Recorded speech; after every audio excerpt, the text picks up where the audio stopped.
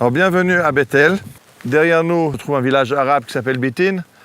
C'est classique dans les noms anciens que le N et le L s'intervertissent. Donc Bitin peut être Bethel de la Bible, le lieu correspond. Donc en 1967, un archéologue israélien, Zev Ilnaï, va au village de Bitin et demande aux villageois est-ce qu'ils ont un lieu ancien, un lieu, une tradition d'un lieu saint dans la région, et on l'amène vers ici. Ce qu'on trouve ici, c'est un makam. Un makam, c'est un lieu de pèlerinage musulman. Et juste à côté, on trouve une chapelle de l'époque de croisade.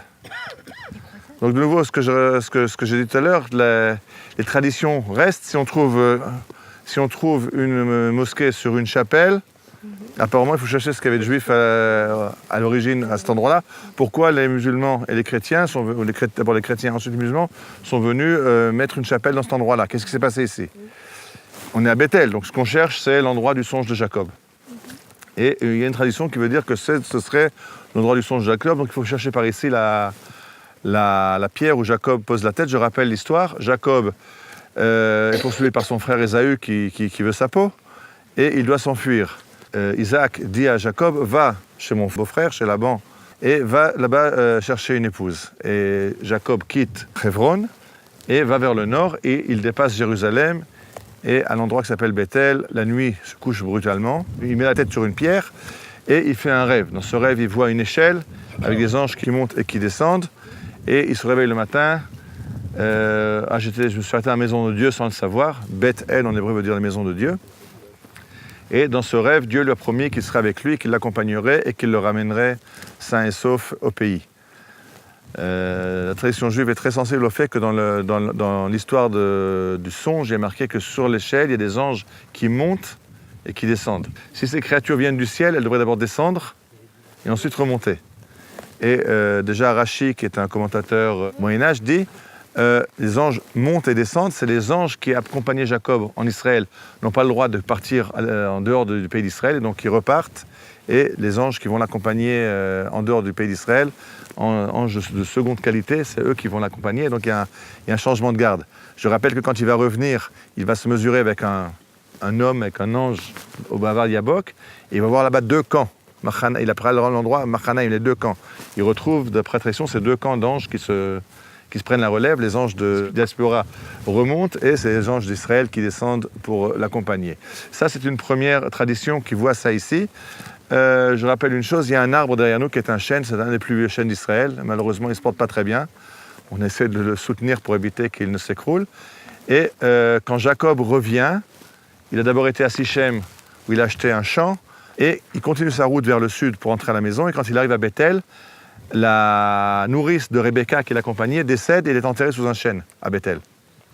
Donc de nouveau, ce chêne ici, c'est pas un chêne apparemment d'il y a 3000 ans, mais c'est un chêne qui nous rappelle ce paysage de chêne. J'ai dit, quand les tribus d'Israël arrivent dans la région, on voit ici une forêt très dense et très peu de villages.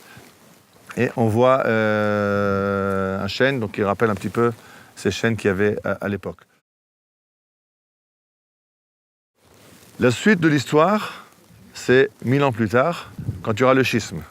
Donc David a unifié les tribus d'Israël, son fils Salomon a construit le temple, et après une génération, Dieu dit qu'il va séparer, il va couper la royauté de David, il va lui laisser deux tribus parce qu'il avait promis qu'il serait roi à jamais, mais 10 tribus vont être données à un autre roi, et Jéroboam, la tribu descendant de Joseph, lui va prendre 10 tribus et va faire une nouvelle capitale à Sichem. Et alors il va se rendre compte qu'il a un problème. Et son problème, c'est que d'après la halakha, ne peut s'asseoir dans le temple à Jérusalem qu'un roi de la dynastie de David. Donc il dit, qu'est-ce qui va se passer maintenant? Mes sujets vont aller pèleriner à Jérusalem, puisqu'on est juifs. On a deux États, on est en guerre l'un contre l'autre, mais on sert le même Dieu d'Israël. Et donc le pèlerinage se fait à Jérusalem. Mes sujets vont aller à Jérusalem. Ils vont voir dans le parvis du temple deux rois, le roi de Juda et le roi de Sichem. Un qui est assis et l'autre qui est debout. Qu'est-ce qu'ils vont comprendre? Il y a un roi qui est légitime et l'autre qui ne l'est pas. Et donc ils comprendront que le roi légitime, c'est Roboam, fils de David. Ils reviendront à Roboam et ils me lâcheront. Donc il ne faut plus que les gens aillent pèleriner à Jérusalem. Et pour éviter qu'ils aillent pèleriner à Jérusalem, il va construire deux lieux saints aux confins de son royaume. Un au sud, Bethel, c'est la frontière sud. J'ai dit, la capitale est à Sichem, à 40 km au nord. Ici, c'est la frontière sud, un hôtel à Bethel. à frontière nord, à Dan, au pied du mont Hermon, un deuxième autel, et le pays saint de Jéroboam est entre ces deux autels. Il y a encore un petit problème. J'ai expliqué tout à l'heure que c'est très dur de changer des dates de pèlerinage, des dates de fête. Mais Jéroboam va essayer aussi ça. Non seulement il va changer le lieu, il va changer la date. Et il va décaler le calendrier d'un mois. Et les fêtes d'Israël sont décalées d'un mois par rapport aux fêtes de Jérusalem. Et donc, ce n'est même plus les mêmes dates. Ça va être réunifié à l'époque où le royaume du Nord, le royaume des tribus, va être détruit par le roi d'Assyrie. Et alors, le roi Ézéchias, roi de Juda, va dire aux survivants de la catastrophe du royaume du Nord, revenez à moi, revenez à Jérusalem. Et il va décaler la fête de Jérusalem d'un mois, il va la synchroniser avec celle de, comme l'habitude, ces gens du Nord. Donc voilà, c'est la bonne date, venez à Jérusalem. De toute façon, votre sanctuaire est détruit, venez à Jérusalem et ralliez-vous à tout le reste du peuple. Alors, ce qu'on a retrouvé ici, on a retrouvé deux choses. D'abord, on a retrouvé une cour avec des pierres construites, qui est datée de l'époque, et de dimension de nouveau, dimension du tabernacle. La taille de la cour, de nouveau, ça correspond pour être l'enceinte, pas à ce qu'on a vu à Shiloh, c'était 25 mètres de large, c'est la cour du tabernacle. Là, c'est la largeur du bâtiment, 15 mètres. Une chose qui dérange, la direction n'est pas bonne. Puisque je vous ai dit que la direction du tabernacle, la direction du temple était est-ouest.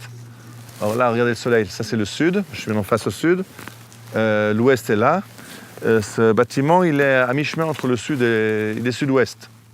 Alors que Jérusalem est au sud. Donc il devrait être orienté vers l'ouest, c'est-à-dire vers là, dans cette direction. Alors de nouveau, ce que pensent les archéologues, si on regarde la direction où il est orienté vers l'endroit du songe de Jacob. Donc est-ce qu'il y aurait une volonté de dire il y a déjà un lieu saint ici qui est le songe de Jacob, il y avait une tradition de lieu saint songe de Jacob, et donc ce lieu saint était tourné non pas à est-ouest, mais vers le lieu saint qui existait déjà, qui était l'endroit du songe de Jacob.